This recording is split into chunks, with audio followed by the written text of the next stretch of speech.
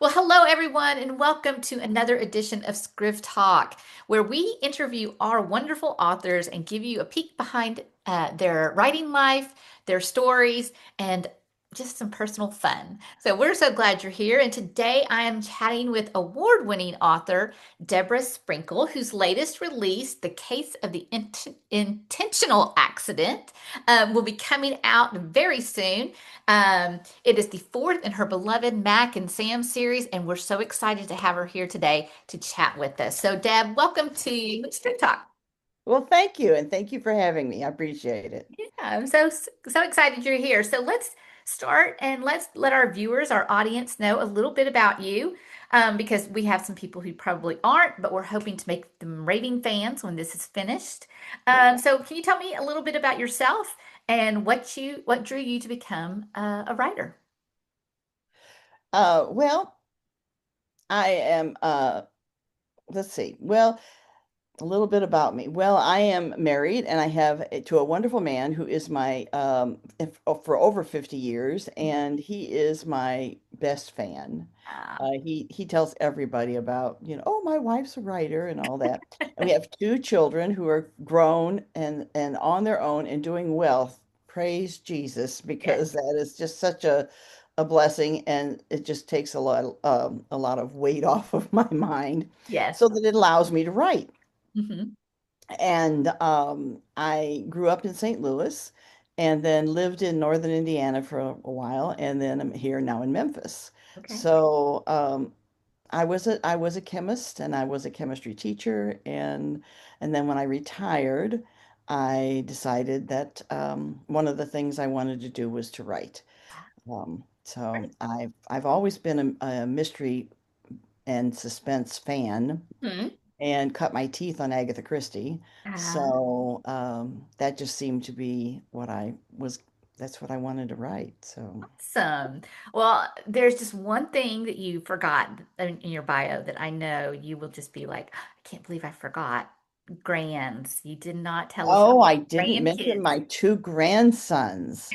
Well, that's true, and I can't imagine why I did that. One of them is in college already, Oh, and wow. that just, I know, the years go by so fast. And Yeah. one of them is almost, well, he's in his junior year of high school. Oh, And so those two guys they are dear to my heart. And but I just can't believe they're so old. I didn't get old. I don't know what happened to I know, them. right? You're still 29. Like, don't I know, really. I they're don't know almost what catching happened up to with them. you. I don't know how that happened, but anyway. Oh, well, that's So, great. Okay, well, let's talk a little bit about you write. Would you say just suspense or is it romantic suspense? well, the first series was romantic suspense, and the second series is actually mystery. Right. Yeah. So So, let's talk a little bit about the difference between the two. We'll also get into what you also wrote some other books, but I want to talk about how do these differ in tone, setting, and focus? well, romantic suspense. Um, it was funny because when I wrote the first book, I thought I was writing a mystery. And when I showed it to a publisher friend of mine, he said, "No, Debbie, this is a romantic suspense." Yeah. And I said, "Oh, okay." Of course, I didn't know a lot about genres then. Hmm. And so I thought, okay, whatever, I guess it is. And the reason for that, when you do that, suspense starts with action pretty much from the very beginning, Hmm. and it continues through most of the book. Now I do have it is a mystery too, because you don't really know who done it until towards the end. Sure. So, and in most of my books, that's what I try for. That's what I strive for.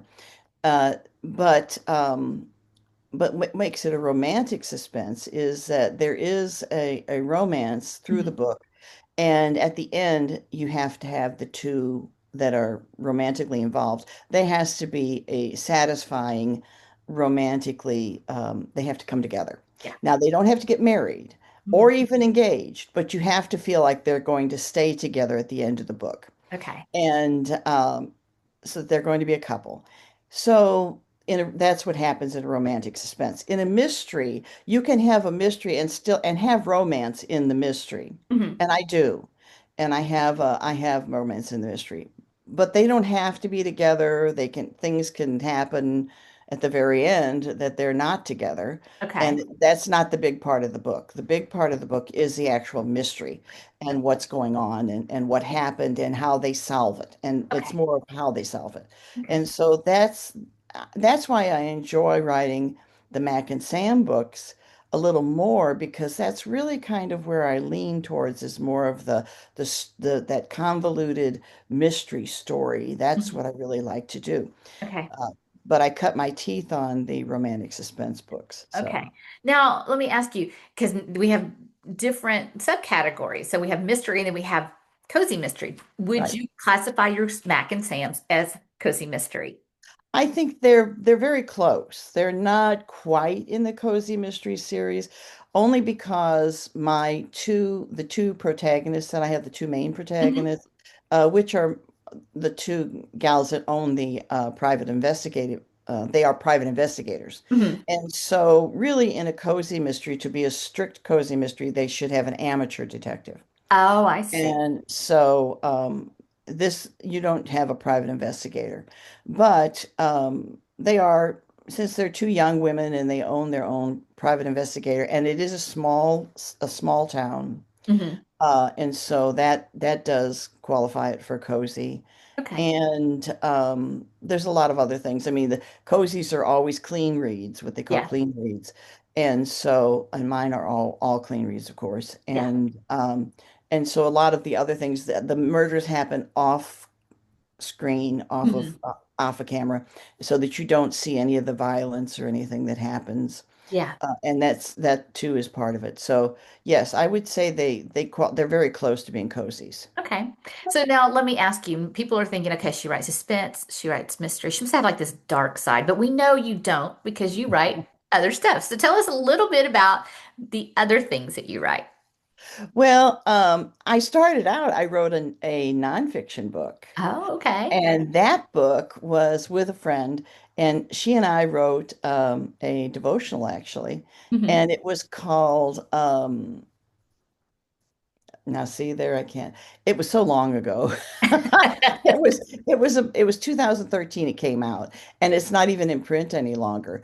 But we that's what we really what I really where I really got my start. Okay. And that was a devotional about where we took the presidents, all the presidents at the time and went up through Barack Obama and we took quotes from each of the presidents and we paired it with um Bible verses. We took like two or three of their quotes and paired them with Bible verses. And at the end of each president, starting with Washington, we would put we would put little questions at the end that would bring you to now what are you going to do with what you've learned from these quotes and these Bible verses?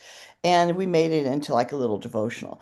And that was something that we did. And that was the first thing that I ever did. But then after that, I really felt the desire to write a novel, a mystery that ended up being a romantic suspense. But anyway, and then I wrote that series. And so then after that, then I wrote Tooth Island was a novella. I Mhm. was in that novella series, our compilation. And actually, though, see, that still was a romantic suspense. And then, but it was a little one. It was a little novella. Yeah. And then I do short stories for anthologies from my writers group here. Okay. And those can be just about anything that they do. We did one on the food that writers eat. And so I did a little one Oh, for that and things like that. So I've done little things like that. I've done a couple of those. But then the other one that I did for Scrivenings Press, which was called Trinity Sands Beach Club, hmm. which was that's when I got into writing about a woman more my age, Hmm. and it was really, and she was a widow, and she comes to the beach club to help her friend who has written her a letter and said, you know, well, there's something strange going on here, and she ends up coming down there, and she her friend has disappeared, and so she and then the of course the policeman that comes to help her, they end up kind of being attracted to each other, but they help each other find her friend, and that was kind of what I did there. Oh, fun. It was fun. So Yeah. I've written that. So that's about, but I don't really vary Yeah. too far from Yeah. Yeah. from mysteries or something that has to do Yeah. with that. So No, that kind that's of okay. I mean, they always say write what you know, and so right. this is Well, clearly what you know, and you know, that's great because then you are clear and focused, and that's just what makes you a right. great writer. So, Well, I just enjoy it. yeah. That's what he gives me. You know, I just wait. I just kind of write what he gives. God gives me these. He goes, well, this is what we're going to write now, and this is what, you know. So it's like, okay, Okay, okay, let's go. let's Buckle go. up, right? All right, Right. well, let's talk a little bit about your book that's coming out. The Case of the Intentional Accident. It opens with a pretty shocking revelation, right? That her parents' deaths were not accidents, they were Right. intentional. So, Right. what inspired that storyline? Well, it actually evolved from along the way as we came along through the books because when she was in college when her parents were killed and they were Okay. killed in an accident on the bridge there at Washington, Missouri. Now, Washington, Missouri is a real town. Hmm. And so I've had to do research there, and I really enjoyed that.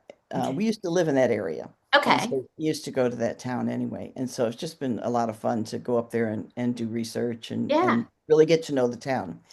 And but they were killed on the bridge, and she eventually she found out through the books. I'm going to give away a little bit of it because in one of the books she finds out that her parents were not. It was not an accident, Hmm. and that they indeed had been killed. They had been shot, and that's why her dad ran into the bridge. And so they that's been bugging her ever since then too, and it's kind of been in the back of her mind. And now, so in this book, she decides I'm gonna I'm gonna find out who did this, and so that's why she starts out with this one. Okay. And so that's yeah, But you also have another murder. So you've got right. two things going along. So I don't want to give any spoilers out to anybody about anything, but now we've got two kind of two different storylines that actually kind of come in together, but Right. we don't want to give any spoilers. But how do you juggle the two storylines when you're writing? Lots of notes. Yeah. But you know, that is my favorite thing to do Yeah. is to think about how I can have two storylines that are going to eventually connect somewhere Yeah. and how they're going to connect, where they could connect, Mhm. and and then how it can overlap them in a way that would not be expected. Yeah. And that's just my favorite thing. I love making things so people will go, isn't that, like I never saw that coming. I mean, right? And right. And that's what I really, really love doing that. And Mhm. that's just what I try to do with every one of my books. That's what I try to do.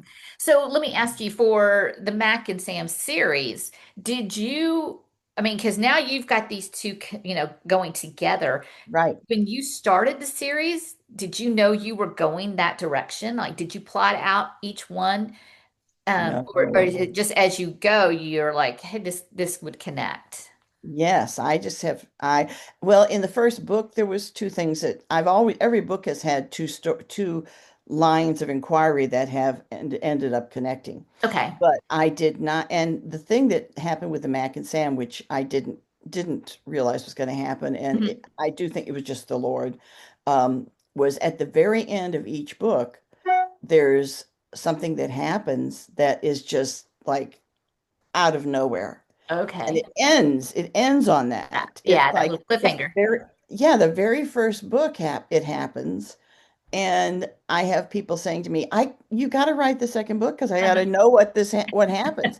And so then I wrote the second book, and that was the start of the second book. Mhm. And then I wrote the second book, and I get to the end, and he does the same thing to me again. He's like, "Well, now we're going to end the second book this way," and I'm like, "But this is going to leave everybody hanging," Yeah. and it did. And then the third book was the same way, and now the fourth book. Well, guess what? It's your trademark signature writing, you It know. is It's now with this series. It's yeah. like, but then I'm thinking, well, how are we going to end this series then? Yeah, Because I right. can't, You I've got gotta bring it to a somewhere it's close. got to end. So it's like, so every time I write a book, I think, okay, is this going to be it? And he Yeah. goes, well, we'll see. When Yeah. we get to the end, we'll see. And Yeah. so it's like, I don't know. I don't know when this series is going to end. It just depends on him. When I get to the end, if he says, okay, this is it. Yeah, there you go. There you go. So, Well, let's talk a little bit about the high stakes that you have in this book because there's a lot of danger and emotional tension yeah, going on, especially with one of her friends and then this detective yeah. who's facing his own crisis. So, what do you enjoy most about writing these high stake moments? Um, well, I really enjoy the tension of it. I really enjoy showing it's real, because people have those moments, Hmm. we have those. Now, it may not be exactly what they're going through, Sure. but we've had those and we know what that feels like inside Hmm. to have those times when we're insecure about a relationship or we're not sure that we've made the right choice in Hmm. something and then it's like, well, what do we do if this doesn't turn out right? Or should we back away from this or should we go forward with this or should we, and that kind of thing. And it's really and it's life changing. It's a Hmm. life changing moment.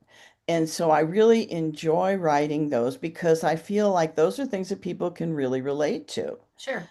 And so, you have to then put yourself into that. And I do. And it really, you can really, I enjoy that because I feel like that is connecting with the readers and Hmm. connecting with myself through the readers, Yeah. uh, that like that. Oh, But I really, really enjoy writing bad guys.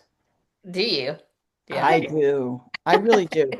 Because I think that's my alter ego is like the bad guy, because boy, when you write those ones that can be snarky, they're snarky, Hmm.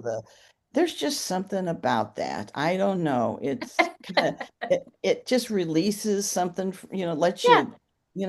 just kind Yeah. of let go of something inside that you just, that normally Oh, yeah. you just would, I would never say those things to people. I would never do those things.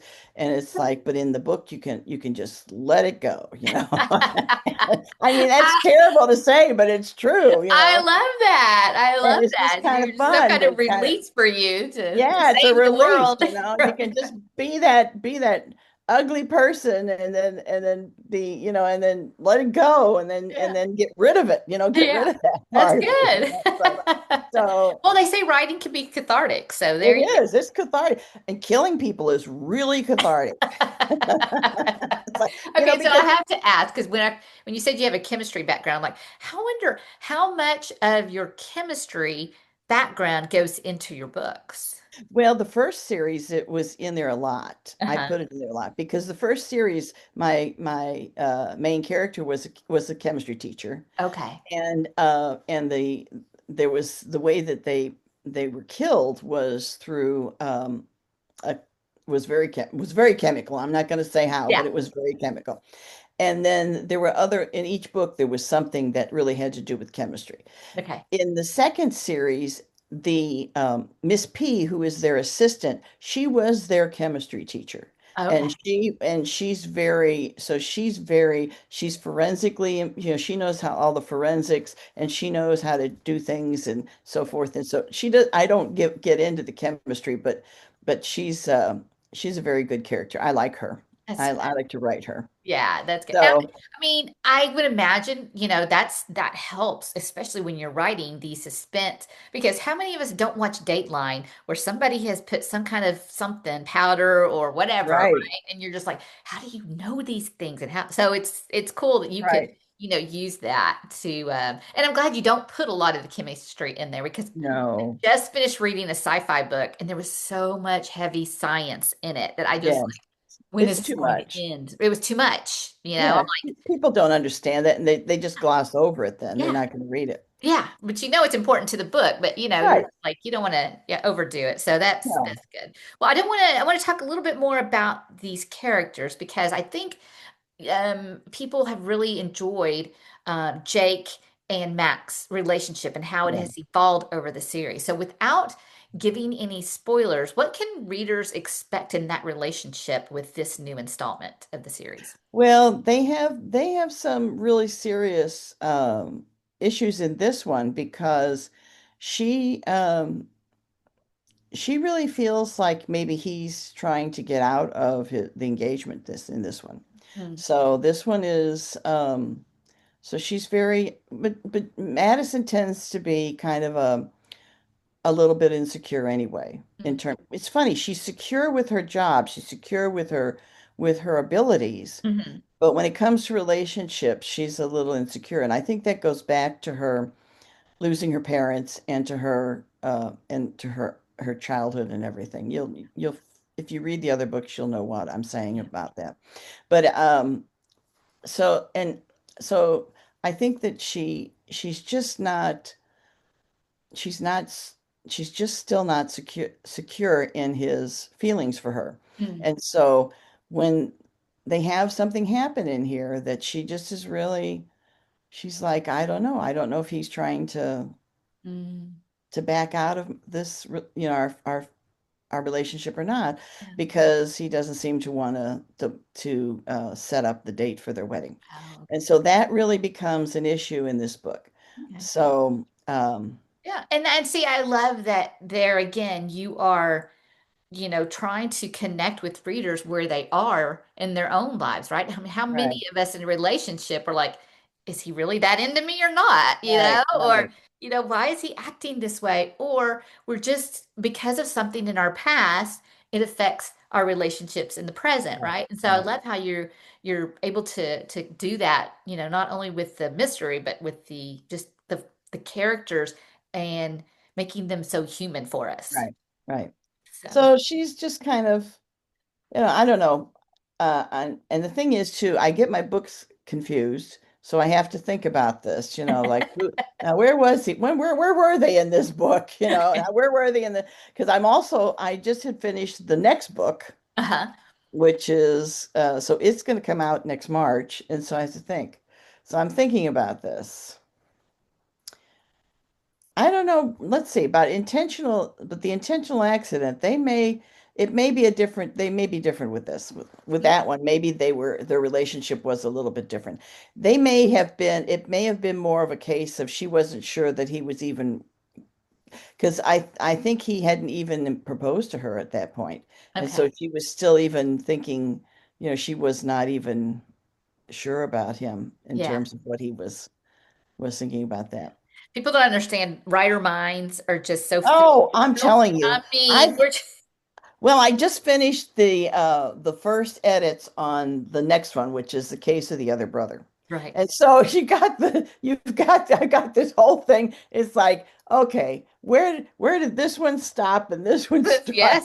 Yeah. It's like, Yeah. I mean, so you're promoting one book, editing another book, writing another book. I mean, our right. brains are just, I so filled. know. And then also we've got these other little Kremlins running around in our head going, hey, what about me? What about me? When are you going to get to my story? Exactly. And the marketing. And it's like all this. Well, and the funny thing is, to me, it's just one continuous story. See? Yeah. It just goes right into the next. So it's like you kind of Yeah. have to stop and think, where did this one end and where did that one begin? But anyway, So, yeah, well, speaking of intentional accident, that's such an intriguing title, right? Because, yes. and same way with your first one, The Case of the Innocent Husband. So Oh you've got yeah. these really cool titles. How do you come up with that? I just do. I just do. I think that's just God. I don't know. It's just me. But part of it is that's my science mind, I think, Mm, too, is yeah. I love doing puzzles. I love Mm, doing, so I think that kind of I like words, yeah. things like that. So to me, it was like I wanted something that was would that be called an oxymoron? I'm not sure, but like the intentional accident, Yeah. so kind of I have to think back to my I know, me too. I'm not sure, but it's like, it's like oxymoron. Yeah, you gotta You think of know, all those things, but I'm not I think sure, it but is. There is definitely some word for it. yes, Maybe but that somebody watching will let us know what it is. But right, right. So yeah, I mean that's the thing that I was thinking was it has but I wanted something that did that, you know. And yeah, like the innocent husband, when I said that when I titled that one, I got so many people they just laugh at that title yeah. and people said to me that has to be fiction. And then you know a lot of them You do. If you watch Dateline, you know that that's fiction. yeah, really. And then when they see my husband, they'll say, "Are you the innocent husband?" Husband. You know, things like that. So, I mean, that one I like. That's one of my favorite titles. Yeah. And then I like the case of because I watched Perry Mason till it was, you know, I watched every one of Perry Mason. So Oh, the yeah. case of, so I think that's kind of what I was shooting for was those kind of because he did a lot of that too.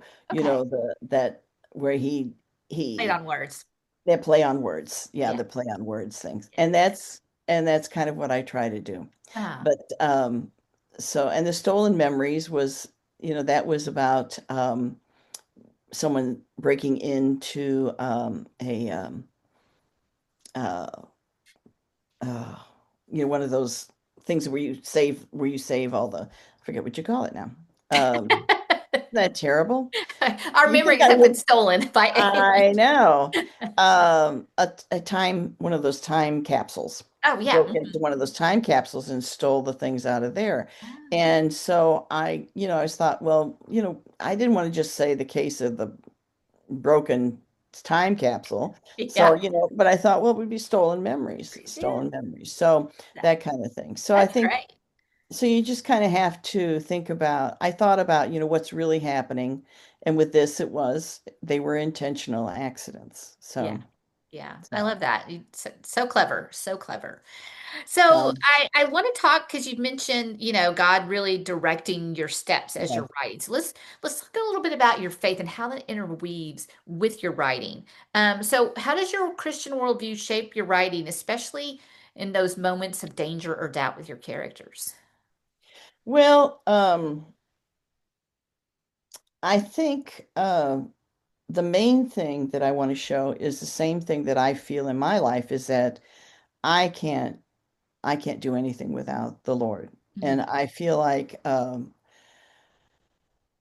he's just, you know, my verse, my personal verse is the Lord is my strength and my shield. My heart trusts in him.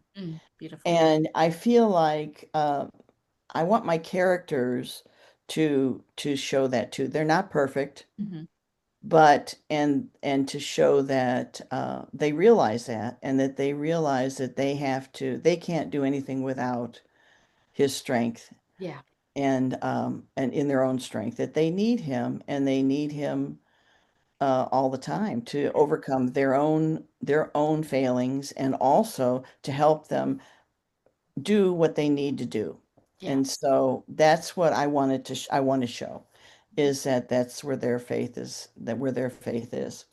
Okay. And that's I guess that's about it. Okay, well, in terms of the case of the intentional accident, what Mhm. is the key theme or takeaway, I guess, in terms of spiritual that you're wanting people to take from when they finish reading the book? I th- Most of my books, and I think this one is included, is has to do with forgiveness and trust. Mm, And because and not only just forgiveness of other people, but forgiveness for yourself. yeah, that's a big one. Um, but I when I look back on them, I realize that that's what I'm really talking about Yeah. in most of my books and in this one too. Yeah, yeah, that's great. That's great. I Mhm. mean, I love that you say both forgiveness of others and forgiveness of self because I Mhm. think we're always hardest on ourselves. And so Yes, if we can find a book that helps us see that played out and that we can internalize it, it's just so impactful. right. Definitely. So, all right. So let's just talk a little bit about behind the scenes of your book. Um, because people always want to know I think they envision authors as sitting away at their desk, just the words Oh yeah. flowing out of us. And, we've got just Yeah, yeah. stuff. And so I think I always like asking people, what kind of writer are you and things like that. So you've got, again, you've got a lot going on, right? You've Yeah. talked about right now, you have a lot going on, and that's usually the life of a writer. So are you a meticulous plotter, or do you do more of a kind of see where it goes kind of writer, a pantser? I started out as really a pantser. I mean, I was 100% pantser. Okay. And then I got to a book, and I can't remember which one it was, and I was writing away. I mean, I was going to town. And then all of a sudden, I literally hit a brick wall. Mm, I couldn't go any further. I had nowhere to go with it. right. And I realized I had written myself totally into a corner. Oh no. I had to back out 20,000 words. Oh wow. Now, Wow. see, right, because writers work talking words. They Yeah. don't, Yeah. So I had to back out 20,000 words. Now, but my books end up being about 60,000 words, okay? Okay. They're not real big, and which is fine with me because Hmm. I tend to write fairly concise, Yeah. and uh, I don't know how people write 80,000, 90,000 words. I honestly don't. But anyway, so I when 20,000 words for me is a lot of words. Sure. So I had to back out 20,000 words and really think about, okay, where am I supposed to be going? Hmm. And I pray and everything about this. And so finally and that one I got it and we went on and I finished it and it was fine. Hmm. But that made me realize that I couldn't be 100% pantser anymore. Mm. So what I have to do is when I get the idea and I decide what I'm going to do and where I'm going to go, I have to then sit and really think about where am I going to go. Now I don't plot it, Okay. but it's kind of halfway between. It's like Okay. I think about this is the storyline I want to put out there, Uh-huh. and this is where I want to, and this is where I want to end up. Okay. So I have to think about like I want to have I have a rule of thumb that I want to get at least three suspects. Mm. And so I think about now who would be my suspects? Who would be, who's going to get killed? Who do I want for a suspects, Mhm. who's gonna actually end up being the real one, Yeah. that kind of thing. I kind of have to be more of a have this planned out a little bit more. Sure. Now it doesn't always end up the way I anticipated. Of course not. No, because I'm right now writing a novella Uh-huh. for a new novella that's going to come out in October of next year. Uh-huh. And I had this planned out. I thought, okay, this gal's going to be the one that gets killed, and these are the these three people that are going to be the suspects, okay? Uh-huh. And I'm writing along, writing along, writing along, and all of a sudden, I realized she's not going to get killed, he's going to get killed. Oh.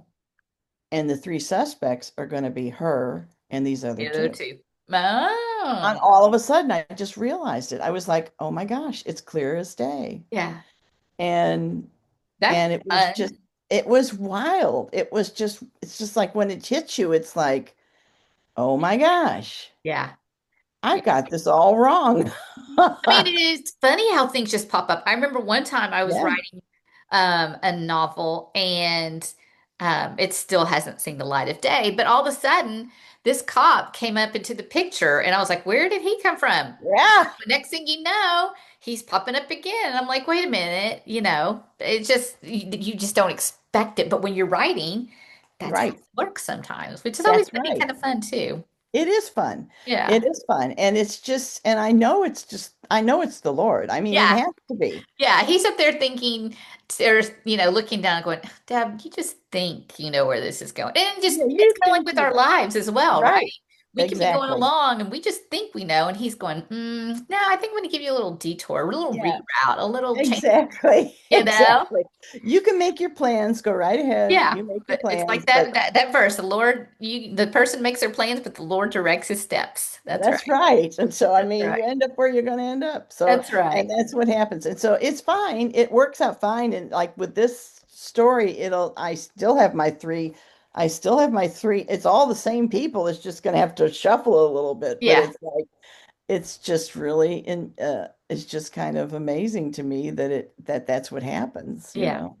So, So, were there any moments that were really challenging or rewarding for you when you were writing the case of the intentional accident? um, well, I thought about a couple, but I kind of looked through it and thought about a couple. But let me see here. I think with this book, I kind of enjoyed the whole book. There was I enjoy writing in humor too in the Uh-huh. book. And Yeah. so I did enjoy writing a little humor into this book. Okay. Okay. So, but so there was a couple of humorous places that I enjoyed doing it, Yeah. but I Yeah. don't know if you'd want to hear any of that or not, but Sure. Sure. Give us okay. yeah. Well, because the gentleman the electrician that gets shocked and he's on his way to his wife is kind of a piece of work, you know. Uh-huh. So, and so um, she, I guess Mac and Jake are engaged at this point because she tells Laura, the wife, that he's her fiance. And Hmm. so, but when Laura first sees Jake coming into where the building where her husband has been electrocuted, she goes, "Oh, Jake," you know, Hmm. and so Laura and Mac is like, "You know each other," you know, that kind of thing. Right. So later on, Mac is over there to pick Jake up at the police station, and here's what it says. 5 minutes later, Jake pushed the glass door open and ushered a woman with long black hair through before him. Laura James. What was she doing here? They stopped on the sidewalk for a moment, and then the woman gave Mac's fiance a hug and a kiss on his cheek. True. Laura trailed a hand down his arm as she moved away. Mac jumped out and glared daggers at the woman's back before turning them on Jake, who had the good sense to look sheepish. He hurried over and reached for her. She avoided his embrace. "We need to get going." She beeped her car locked and strode towards his SUV. Jake caught her arm and turned her face to him. Now you know how I felt when Nate showed up at your house the other night, except Laura was here on legitimate business." "What business?" Mac put a hand on her hip. "Her statement." He crossed his arms over his chest. "Which you have yet to do." "Well," she glanced towards the door, "she shouldn't go around hugging and kissing on another woman's fiance." "You're right." He held his hands up in submission. "She caught me off guard, but I should have blocked it." "Yes, you should have." "I'll do better if it ever happens again." He kissed her and opened the car door for her. Inside, Mac's curiosity got the better of her. What did Laura have to say? Why was she at the History Museum that morning? "You know I can't tell you that." He glanced at her. "You're pulling that on me after all the times we've shared information?" She shifted in her seat so she could see his face. Did she say something that would incriminate her?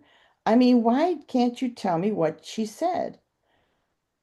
"You have this thing about Laura." "What thing?" "You mean because I think she's coming on to you?" The muscles in her jaw tightened. Was he questioning her judgment? He was the one who with clouded judgment.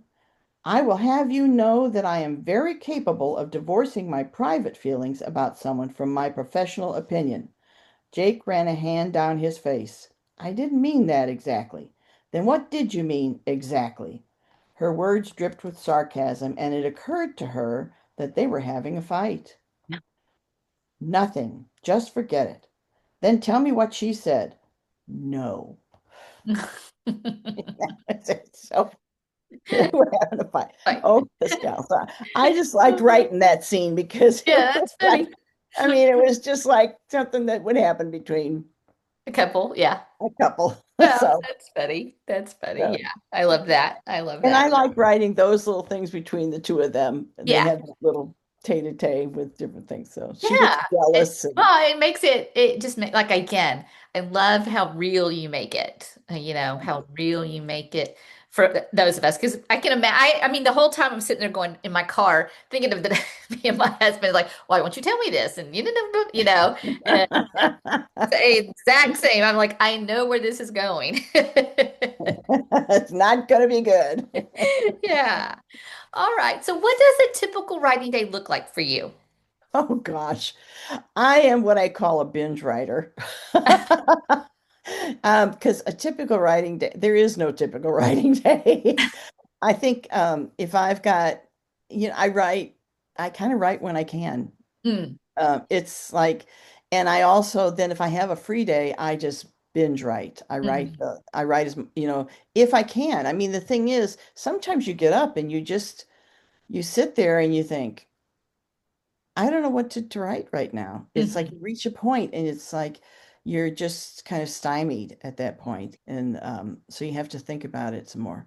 Yeah. But if you know where you're going, if you know where you're going, and that's the one thing I think about writing is that you're thinking about it. If you're not writing, you're thinking about it. Right. And so all of a sudden it'll come to you what you're going to do the next time you sit down to write. Yeah. Yeah. And then you sit down and it flows. And then when Mhm. it does flow, you just Keep stick going. with it. You Yeah. just keep going. Yeah. Hmm. Absolutely. Absolutely. And that's kind Well, of what I do. yeah. Well, I am just so thrilled that you have spent this time with us here on Script Talk today. And I know people are going to be curious. You've got the novella, and of course, you've got the other brother coming out in March. Yes. But what about Troubles in Pleasant Valley? Are we going back there anytime soon? I think that's finished. Okay. It's finished. But you can't say I cannot say never because I really didn't think the fourth one was going to come out. I Hmm. thought the third one was it. Yeah. And then that the death under the ice, it was like, you're going to write this one. And I Mm. wrote that one, and that was the one that ended up winning the award. Yes. And I was like, okay, see, so there was a reason for that. So I'm not sure. I'm tossing around an idea about a spin-off from that Okay. with Rafe and Claire. Okay. So I'm thinking maybe I might do something where I do stories about them. Right. So, but I'm not sure about that. Okay. I still have more to write about Mac and Sam, so I have to think about that. Okay. Yeah. Well, that's great. Yeah. Well, now people know. Now people know. So we'll just be anxiously awaiting to see what happens. Yeah. So I'm going to ask you a few lightning round questions. These are questions you will just give me the quick answer that comes to your brain. Very simple. You're between two Okay. choices. All right. All right. Coffee or tea? T. Tea. Um, Morning writer or night owl? Morning.